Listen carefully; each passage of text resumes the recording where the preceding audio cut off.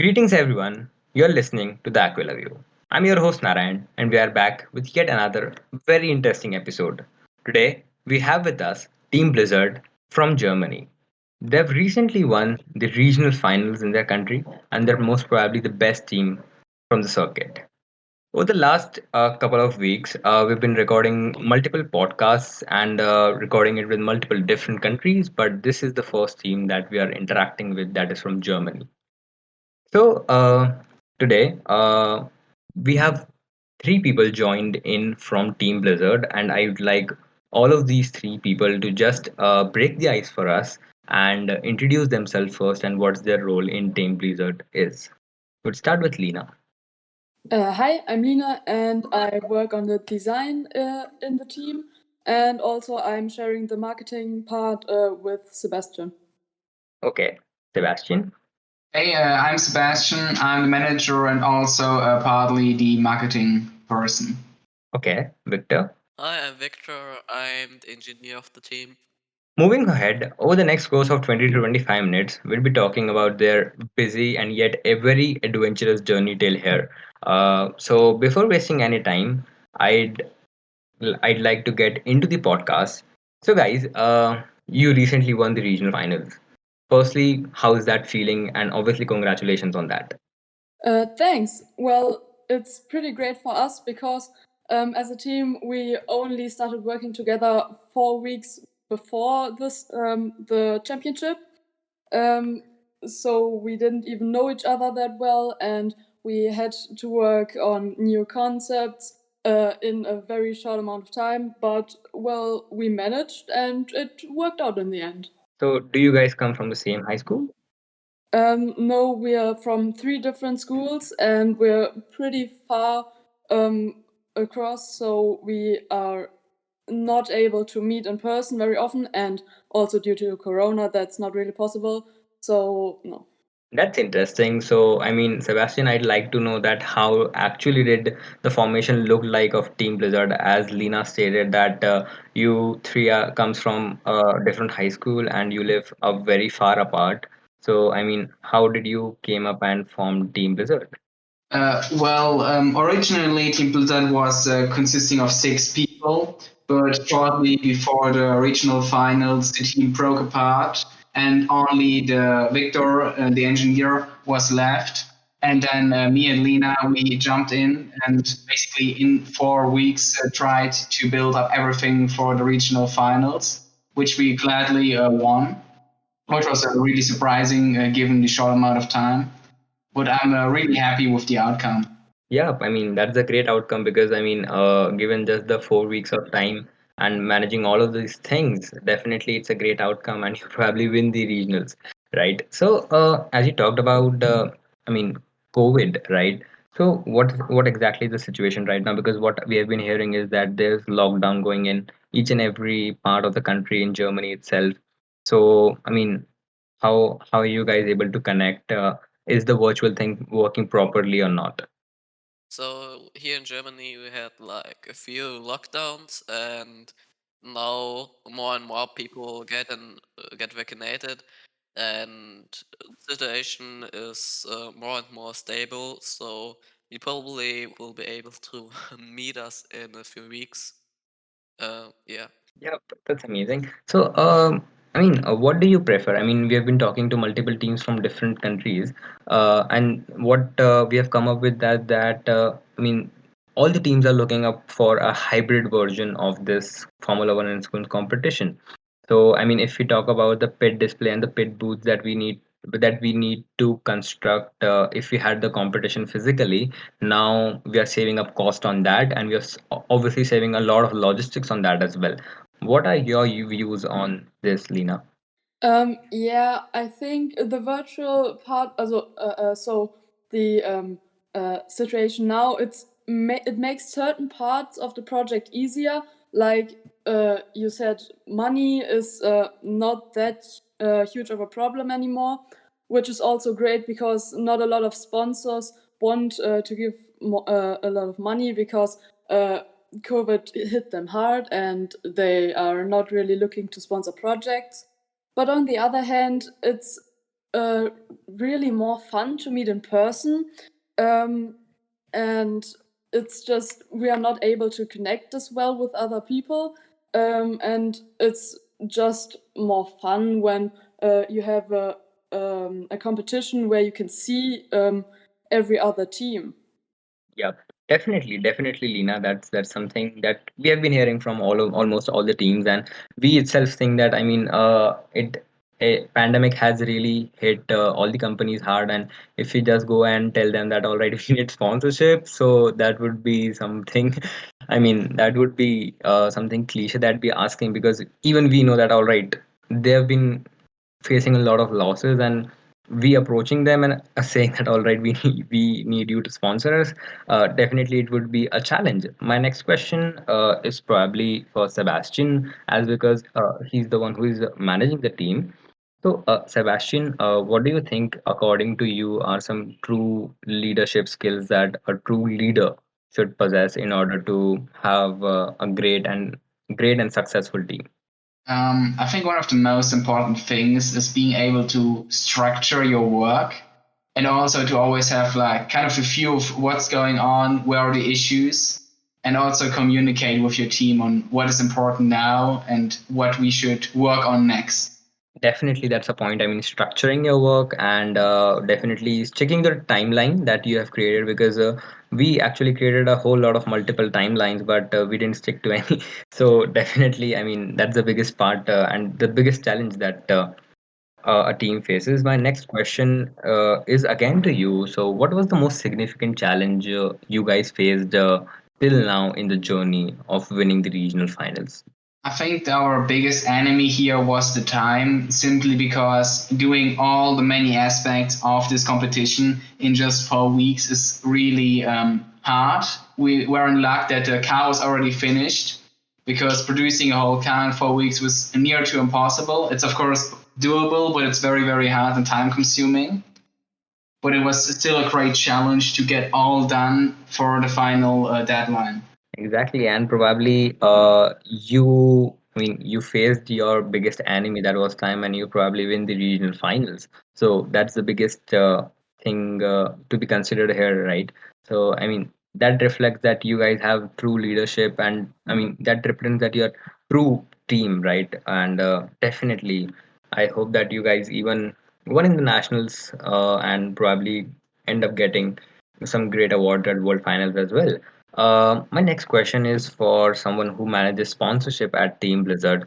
So, as we talked about, the pandemic has hit everyone so hard, and probably reaching out to companies for sponsorships could be, is something that has become cliche right now because uh, keeping in, I mean, we already know that back in our minds that probably this company is going in loss or probably they're not looking up for sponsors. I mean, they're not looking up to probably sponsor teams right now. So how did you basically structure and plan that how you should be approaching sponsors? What was the exact strategy made behind approaching sponsors? Um, so our main strategy was always to try to get in some kind of phone contact because emails are often discarded, especially in the current times, just for because they don't have enough time. They just don't check them recently. So we always try to get in some kind of conversation, approach them directly, and then, if possible, get into an online meeting of some sort, so we can really explain what we want to do as a team and who we really are. Exactly.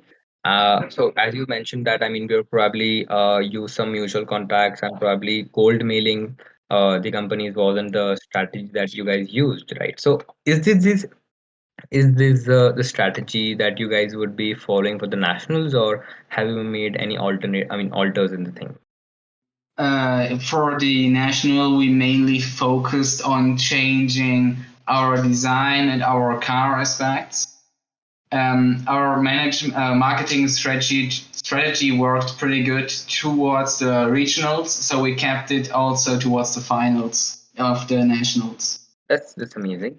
My next question is regarding the digital media and marketing basically. So What exact strategies and what exact plans and timelines do you guys, planned, planned for the regionals? Because managing the social media and all of the websites and keeping it up with all of the ROIs given to sponsors is a big task. So how do you guys manage it, and what was the strategy made behind the social media and marketing? So regarding the social media, we try to update our Instagram account regularly, like every 2 days. So we keep everybody posted. That's a really important part, and it's uh, just yeah, it's just really important for us to regularly update and focus on keeping this um, keeping keeping to show our progress. Basically reflecting what the progress looks like in the team by using the social media. Maybe it's Instagram, Twitter, or whichever handle it is, right? So, I got the point, and updating it every 2 day is itself a task. It's itself a task because getting out.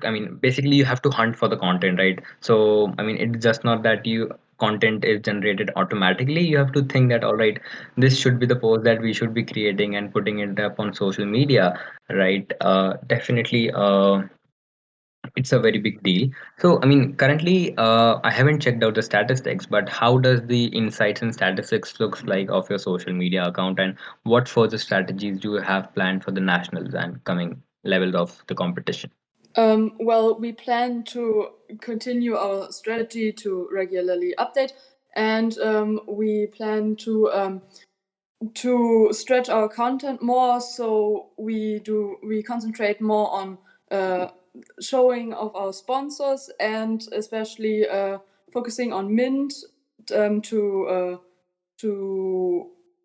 get people to see what this project is about is also a really important part. And we also want to get into the English part so we can share our content for everybody and not just for German people. Your English looks absolutely fine, right? So definitely you guys won't be facing any problem in that. That's for sure. So guys, how does the German circuit looks like? Is it really competitive, or is it just the normal thing that, all right, if you just work hard, you'll probably qualify for the world finals? So this year we don't have as much other people and teams as usual. In the last years there was more competition, I'd say, just because this year, because of COVID, nobody really has had any focus for the project, and so I think there's a lot less people and teams.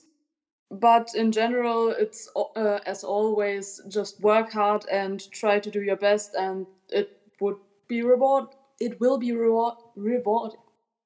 It will pay off. Exactly. So, what do you think, Lena? Is it the good time to participate and get the most out of the opportunity where no one, there's not much as competition as it used to be in the before, in the past years?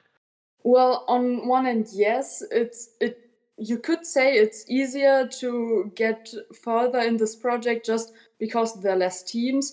But there's also the fact that most of the good teams, I'd say, are still there because they work just hard enough. And the teams that say, "Oh, well, okay, it's just a project," they probably don't get this far during COVID just because they don't get any sponsors, etc. So I think it's pretty equal to the last seasons. So, do you think, as you said, that the good teams are still there? So, probably the competition at the World Finals would be the exact same or even more because, earlier it used to be that you have to construct your pit physically. And, if you compare it with creating it physically and virtually, if we create a very, very good rendered video of a pit display, it takes a lot of time and a lot of efforts. And at the same time, if we consider building a pit display that is physical, that would much be easier because I mean easier in terms of assembling and getting it all in one place, because it's just that you need to get sponsors and funds. Obviously that's a challenging part at that end, but what do you think? I mean, would it be more competitive this year in the world finals? Well, I'm not really sure. It could be, yes, but yeah, it will probably be because it's just everybody has to work a lot harder, I think, and so I believe there will be more competition. But I can't really speak from experience because I never was at the World Finals before, so I wouldn't know. That's true. Uh, my next question is regarding the engineering and design, and basically the manufacturing of the car. So, my first question is because how do you guys start building your car? Do you take any inspiration, or is it just that, I mean, inspiration in terms of nature, or is it just that you see some previous year's teams' cars and then take inspirations from them and just start building your car? So we are like constructing in an CAD program. It's named Solid Edge. That's where we are constructing, and our inspirations are in the nature and also in like buildings which are already made. So we have, for example, um, an we have, for example, in water drop and the form which it's making when it's falling. We also have some inspirations from humans which created things. Um, like there are some specific sailing ships which are on. I don't really know the name in English. Okay, I mean, no problem. Basically, you take inspiration from nature, birds, and probably, as you stated, water, and probably some humans, right? So yeah, that's great to hear. And probably, I mean, according to you, Victor, which would be the best software a team should use for the analysis part, I mean, the CFD part? So that's a difficult question because me as an engineer, that's the first time and in this competition. But we have created uh, a program with which we can like analyze our things, and yeah, that's working pretty well. And there are some programs which you can like get for free as a student. They are also working, and we had like a basic program and we programmed it. So yeah, that's good working. Okay, so I mean, which software exactly do you guys use for, I mean, CAD? We have ParaView to like show the data, and the program we are using to analyze, we programmed it. That's great. This is the question that I particularly want to ask you guys is that since you guys are from different high schools, so is there any backend support that I mean that you guys are taking from for I mean learning new things, and are you guys collaborating with some new people for probably getting your car more aerodynamic or like that? We are we have sponsors, and some are like giving us some tips in programs we can use, but we are creating by ourselves. So yeah. Okay. Sebastian, you were saying something. Yeah, I wanted to point out that we have two advisors or supervisors, whatever you want to call them, who help us in engineering and all other kind of stuff for our project. Who have been members of the project before, and one of them, I think both of them are studying physics these days, so they can help us greatly in improving aerodynamics and similar. Okay, so I mean the advisors are of your age, or probably, I mean, what's the age difference between you and the advisor? I think one is a few years older than us, and the other one is, I think, even 5 or more years older. So it's there is an age difference between us. So I mean, over, I mean, we have almost covered sponsorships, we have covered marketing, we have covered manufacturing. So my next question is to all of you, since we have just, I mean, we're coming to an end of this podcast. Uh, how has your experience been till here and winning the regional finals? And probably, what have you gained out of Formula One in schools till now? Let's start with Lena. After 1.5 seasons, I really say the most I admire is the atmosphere in this project and how everybody treats each other. You can really learn to work with other people and still appreciate the good work from other teams. And well, it's shown because last year Sebastian and I we were rivals, and this year we're working together as a team, and it's really good going. So that's a huge point for me. And also the connections you form, not just in your own country but across the globe. It's a huge part, and I think it's great.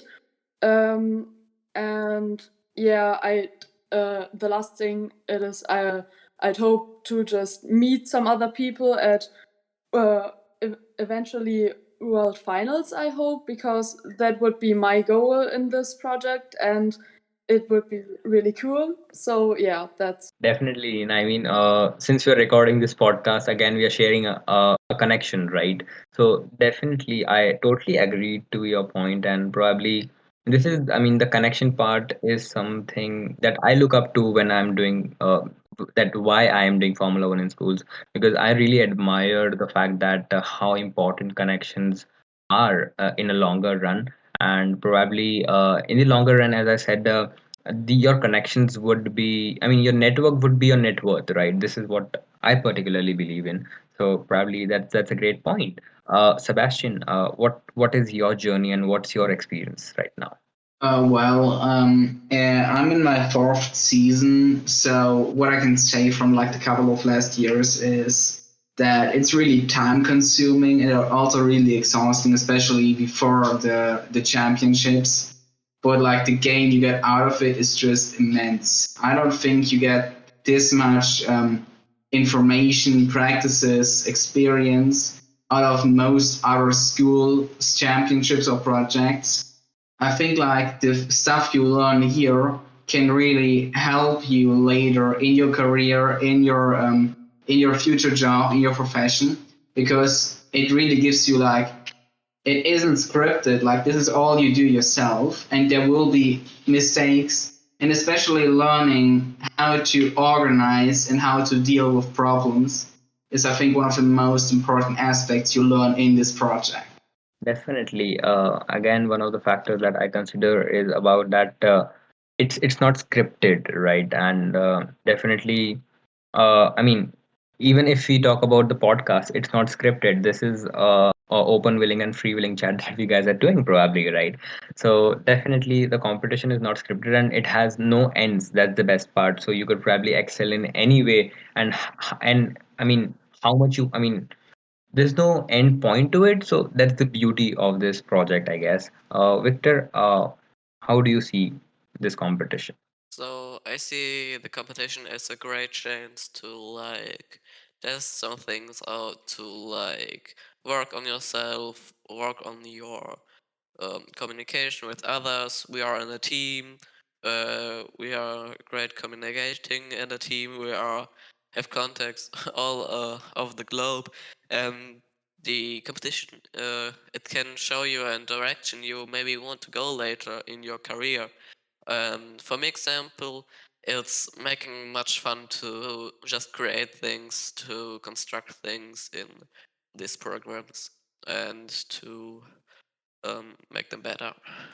Definitely, definitely, Victor, and probably, I mean, it I mean, from this project we definitely are learning much more in a much more fun manner and easier manner than probably if we would have learned in our high schools by just reading books and applying them and just giving examinations, probably, right? So definitely that's the biggest asset that we would be carrying throughout, throughout our lives, definitely. I mean, in order to conclude the podcast, I probably would ask you guys, so that probably would ask you guys a question, that why should a kid between age 9 to 19 should enroll for Formula One in school competition? And say for suppose if he or she uh, enrolls for the competition, we discussed about that there are multiple benefits out of it that he or she could get out of it. But what if he or she do not enroll for the competition? So what would they be missing on? We'll start from Lena.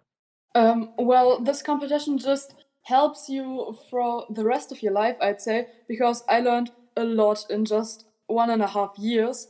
I learned to communicate with a team and to just work with people you don't know, like sponsors.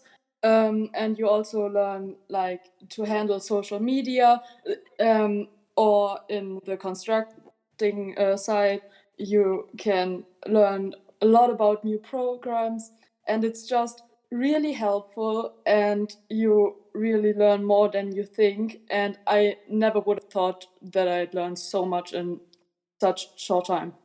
Sebastian. Well, I can very support what Lena said. I think you get a lot of introductions into programs and also job fields, and get like a brief introduction into them, or like you can try out some things, see if something works for you. You also improve your speech skills, of course, and your presentation skills. And overall, you also build up a relationship with local companies. You get contacts. You basically invest into your future career or life. And probably the whole competition is making you, it's getting, it's getting you prepared for the world, exactly, right? Because when you're in a high school, you basically are in a very soft bubble, right? And when you just get out of it, the whole world is different. Victor, what's your opinion on it? So I think if you're, for example, not going to this competition, it won't be bad, but you can learn so much from here. You can get new friends, you can get contacts to local companies, as Sebastian said, and I think it's just great. It's making so much fun, and I think you should like invest some time in this, and it's really bringing you forward. And it's showing you a little bit what is outside of this bubble.